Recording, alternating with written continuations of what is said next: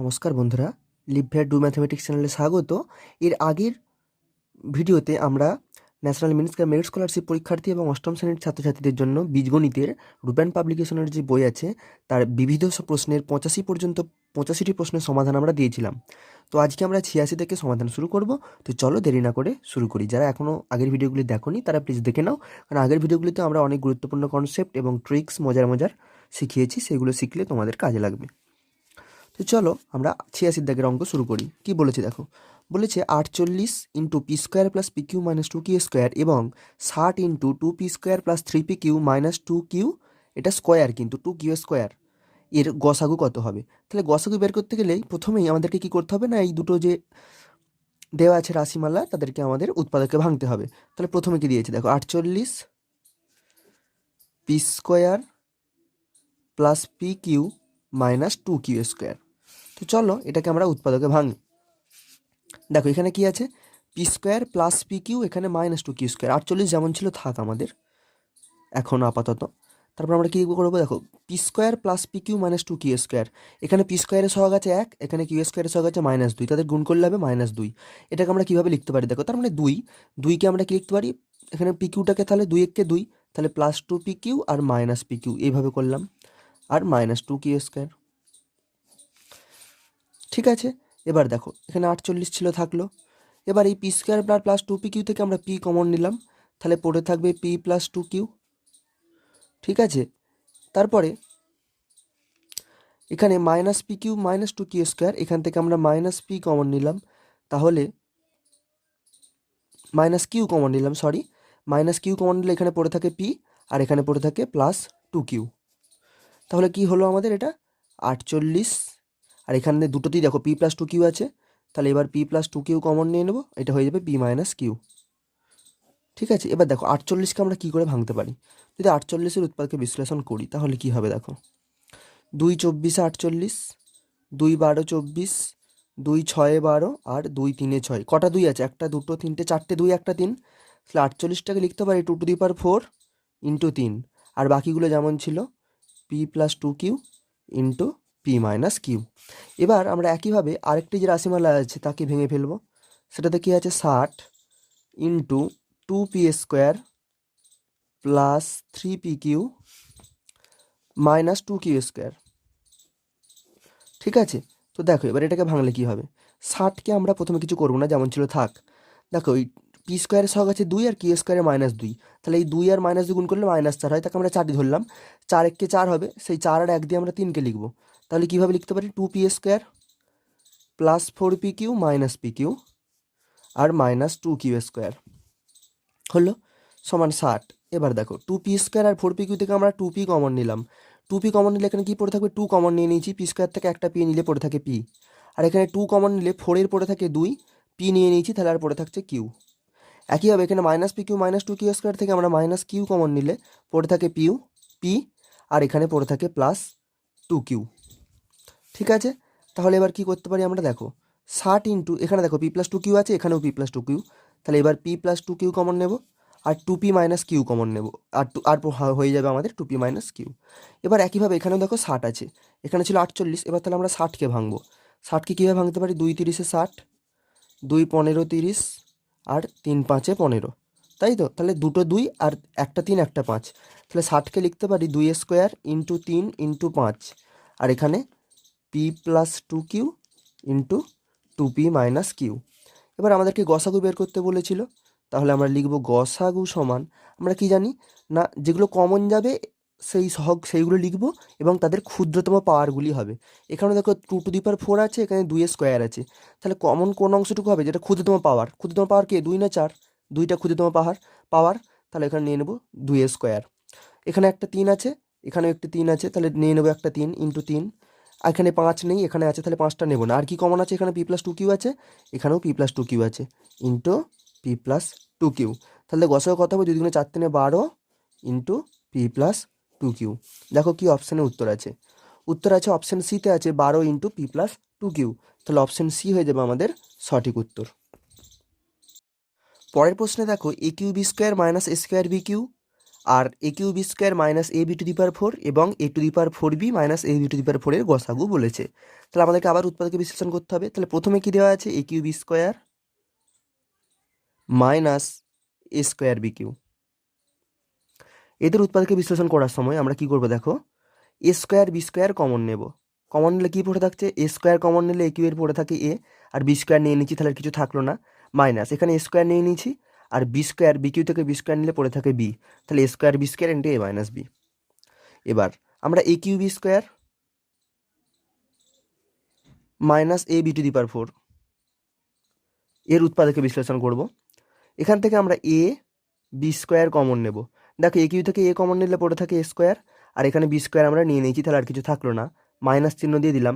এ নিয়ে নিয়েছি এখান থেকে আমরা কমন, আর বি ফোর থেকে বি স্কোয়ার কমন নিলে পড়ে থাকে বি স্কোয়ার।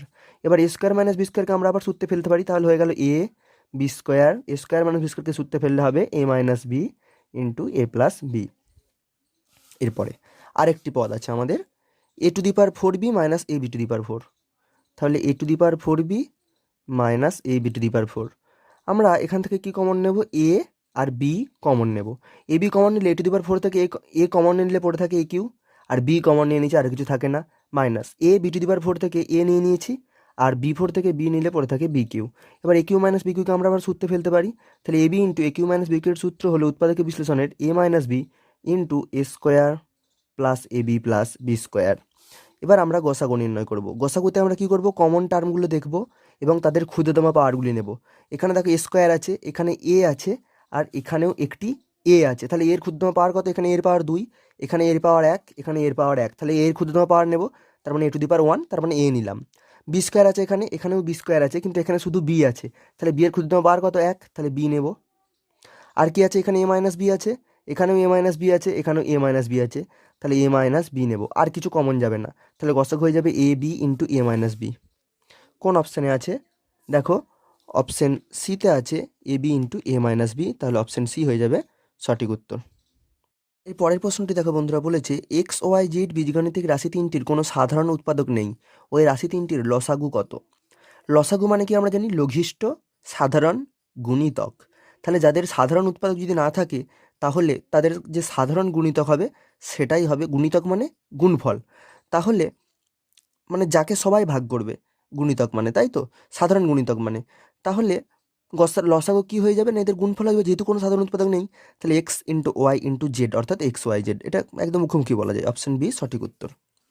পরের প্রশ্ন, এক্স এবং ওয়াই এর গসাগু পি আর লসাগু যদি কিউ হয়, তাহলে x Y P O Q এর মধ্যে সম্পর্কটি কী।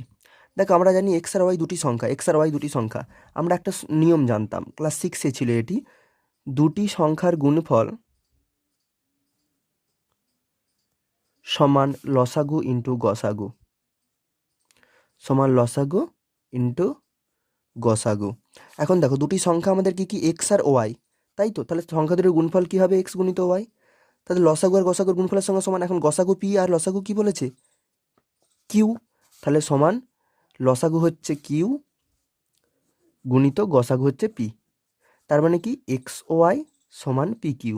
এটাকে আমরা লিখতে পারি, এই পিটাকে এইদিকে ভাগ করতে পারি, আর এই ওয়াইটাকে এদিকে নামিয়ে দিতে পারি। দেখো আমরা এটাকে এইভাবে লিখতে পারি না, এক্স বাই পি সমান কিউ বাই ওয়াই। দেখো কোনাকুনি গুণ করলে কি হবে, x y is equal to p q, তাহলে এক্স বাই পি সমান কিউ বাই ওয়াই, এটাই হবে আমাদের উত্তর। কোথায় আছে দেখো, কোন অপশানে আছে, অপশান এতে আছে এক্স বাই পি সমান কিউ বাই ওয়াই, তাহলে অপশান এ হয়ে যাবে সঠিক উত্তর। পরের প্রশ্নে বন্ধুরা বলেছে যে M square plus two M তার whole square, two M to the power four plus three M Q minus two M square এবং two M Q minus three M square minus 14 M এর লসাগু কত হবে, আমাদেরকে বের করতে হবে। তো লসাগু বের করতে গেলে বা গসাগু বের করতে গেলে প্রথমেই যা করণীয়, আমাদেরকে উৎপাদকে ভেঙে ফেলতে হবে। তাহলে প্রথমে আমরা এম স্কোয়ার যোগ টু এম তার হোল স্কোয়ারের উৎপাদকে বিশ্লেষণ করি, চলো। দেখো এটা হোল স্কোয়ার মানে কি, এটাকে আমরা এইভাবে লিখতে পারি না, m square plus two m into m square plus two m, ঠিক আছে, যেহেতু স্কোয়ার আছে তাই দুটো m square plus two m এর গুণফল। আচ্ছা এখানে m square plus two m থেকে আমরা যদি এম কমন নিয়ে নিই, তাহলে এখানে এম স্কোয়ার থেকে এম কমন নিলে পড়ে থাকে এম, প্লাস টু এম থেকে এম নিয়ে নিলে পড়ে থাকে টু, এখানেও তাই m square plus two m থেকে এম কমন নিয়ে নিলে হয়ে যাবে এম প্লাস টু। এবার দেখো এটা কি হয়ে গেছে, এম আর এম দুটো এম গুণ করলে হয়ে যাবে এম স্কোয়ার, আর m plus two into m plus two গুণ করলে হয়ে যাবে এম প্লাস টু তার হোল স্কোয়ার। পরের রাশিমালাটি কি দেওয়া আছে, 2m⁴ plus 3m³ minus 2m²। এখান থেকে দেখো আমরা m² যদি কমন নিয়ে নিই, কি পড়ে থাকবে 2, আর m⁴ থেকে m² কমন নিলে পড়ে থাকে m², প্লাস 3m³ থেকে m² কমন নিলে পড়ে থাকে, দেখো 3 থাকলো, আর m³ থেকে m² নিয়ে নিলে পড়ে থাকে m, আর মাইনাস 2m² থেকে m² নিলে পড়ে থাকে -2। এবার এই ব্র্যাকেটের ভিতরে যেটি আছে তাকে আমরা উৎপাদকে বিশ্লেষণ করব কিভাবে, দেখো মিডল ফ্যাক্টর করে দেবো আমরা। দেখো 2 আর -2 গুণ করলে হয় -4, তার মানে এই -4 দিয়ে আমাদেরকে 3 তৈরি করতে হবে, বা 4 দিয়েই আমাদেরকে 3 তৈরি করতে হবে, মাইনাসটা না হলেও চলে। দেখো 4 দিয়ে কীভাবে 3 তৈরি করতে পারি আমরা, আমরা জানি 4 1 4, তাহলে 4 - 1 করলে 3 হবে, তার মানে লিখতে পারবো 2m² plus 4m minus m minus 2 হলো সমান m²। এবার দেখো 2m² আর 4m থেকে আমরা যদি 2m কমন নিই, 2m² থেকে 2m কমন নিলে 2 নিয়ে নিলে চলে গেল, এবার m² থেকে m নিয়ে নিলে কী থাকে আর m। এবার 4m থেকে 2m কমন নিলে পড়ে থাকে, দেখো 4m থেকে 2 নিলে পড়ে থাকে 2, আর m তো নিয়ে নিচ্ছি, তাহলে m+2। এখানে -m-2 থেকে -1 কমন নিলে হয়ে যাবে m+2। তাহলে এটা কি হয়ে গেল, m² into m+2 into 2m-1। ঠিক আছে, আর একটা কী রাশিমালা আছে আমাদেরকে, 2m³ আমাদের হাতে, 2m³ মাইনাস 3m² আর -14m।